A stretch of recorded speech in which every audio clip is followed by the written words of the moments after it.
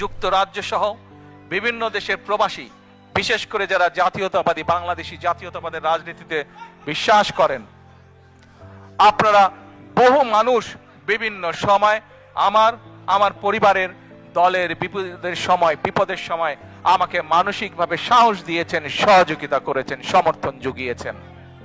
আজকে বিশেষ করে লন্ডনে যারা আছেন, বিশেষ করে তোমরা যারা ইয়াং আছো, ছবি তোলার জন্য পাগল হয়ে যাচ্ছ, প্রত্যেকের কাছে আমার একটি অনুরোধ, 25 তারিখে ইনশাআল্লাহ আপনাদের দয়া আল্লাহর রহমতে আমি দেশে ফিরে যাব।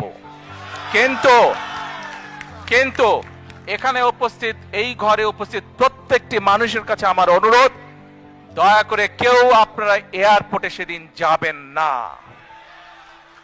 দয়া করে কেউ আপনারা এয়ারপোর্টে যাবেন না আপনারা, কারণ এয়ারপোর্টে গেলে একটি হট্টগোল তৈরি হবে এবং মানুষ জানবে যে এরা সব বাংলাদেশি, এবং দেশের সুনাম নষ্ট হবে, দলের সুনাম নষ্ট হবে।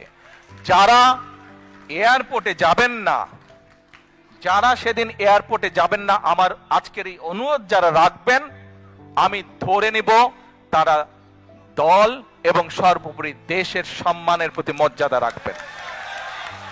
আর আমার মানা করা সত্ত্বেও, আমার অনুরোধ করার পরেও যারা যাবেন, আমি ধরে নিতে বাধ্য হব যারা ব্যক্তিগত স্বার্থের জন্য সেখানে গিয়েছেন।